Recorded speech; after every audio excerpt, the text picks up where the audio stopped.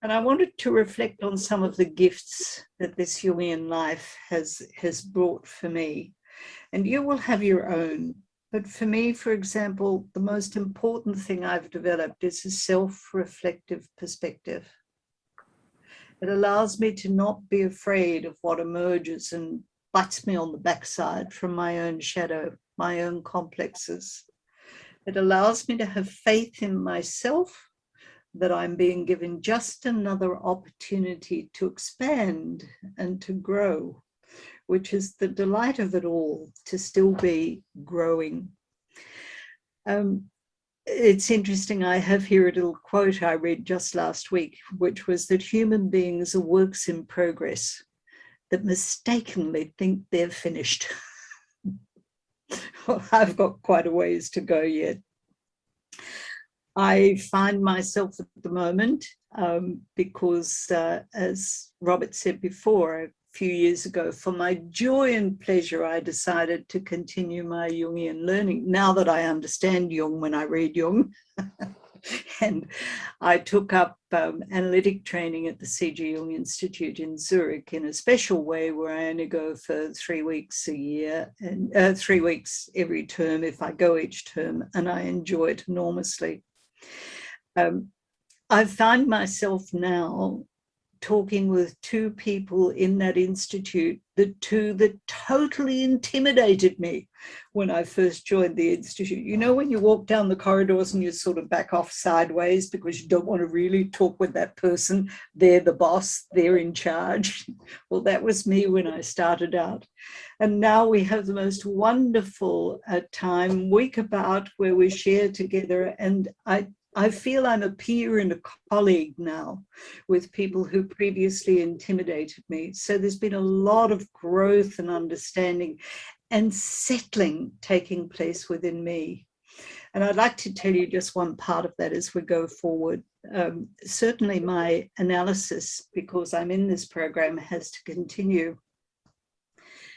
And one of the gifts that has been given to me is from a teacher at that institute called Christina Schelinsky, Schellinski. And Christina wrote a book about the replacement child. And about 5 years ago, in a meeting with her at the other institute, or the other main institute in Zurich, she began to talk about the replacement child, and something stirred within me. And she talked about how the firstborn child, or the wanted child, the child who does not follow the death of another or the death of someone else in the family, who isn't a replacement for a loss, is looked at in the mother's arms, held skin to skin with an absolute delight and with nothing, no fog surrounding the relationship. But can you imagine when a child is born after the loss of someone near and dear? There's hope, expectation. Will it be all right? I hope it won't happen again. Are you going to be okay? I hope you can be just the same as what I expected of the one before. There are all sorts of things that are just in the air in that relationship. And of course, it creates quite a different beginning. And of course, a lot of us have all learned about attachment theory, etc. But this is something even deeper. It's existential to be a replacement child. I learned that I shared that with Carl Jung, a replacement child. I recounted my own history and found I had replaced 4 dead people.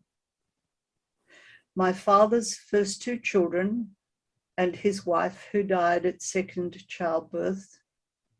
My mother's first husband, my half-sister's father, who tragically died in a car accident at the same time. My parents met and married within a year of those joint tragedies, and I was born a year and a bit after that. Any of us who've grieved and mourned would know that grieving could not possibly have been concluded in such a short time frame. So I began to see myself in a different light, to see, in fact, that I'd never been really seen for who I am, which had sparked my own need to find out for myself.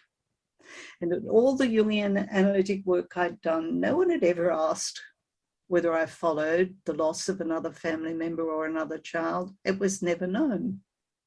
But I look at it now and I see, yes, this is another blessing. And I see it in some of my clients now who are indeed replacement children, that it fosters an existential search for one's own spirit, for who one truly is.